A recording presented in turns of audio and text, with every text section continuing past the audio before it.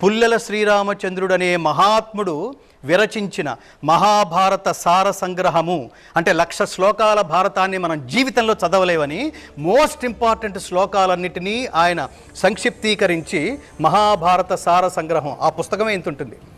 రోజుకి 10 పేజీలు చొప్పున కేటాయించి మీరు చదవండి. మీరు ఎంత ఇన్స్పైర్ అవుతారో, ఎంత స్ఫూర్తి చెందుతారో మీరు చూడండి. ఎంత స్ఫూర్తి మీకు లభిస్తుందో చూడండి. What is Dharmaraju, what is అర్జునుడు, ఏంటి వీళ్ళకి ఇంతంత 5,000 సంవత్సరాల క్రితం ధర్మ సూక్ష్మాలు ఇంత తెలుసా ఈ మహానుభావులకి? ఆశ్చర్యపోతాం. అలాగే శ్రీరామాయణం చదవండి. ఈ చదివే ఓపిక లేకపోతే యూట్యూబ్లో మీరు సెర్చ్ చేస్తూ ఉండండి. ప్రతిరోజు రోజుకు ఒక చిన్న 10 నిమిషాలు ఎపిసోడ్స్ అలా చూడండి. భారతదేశానికి పూర్వ వైభవం రావాలంటే నాన్న మీరే మీరే మీరే యువతరమే. కాబట్టి ఇక్కడ మళ్ళీ ఈ పాయింట్లోకి వద్దాం. అప్పుడు శ్రీకృష్ణుడు మనం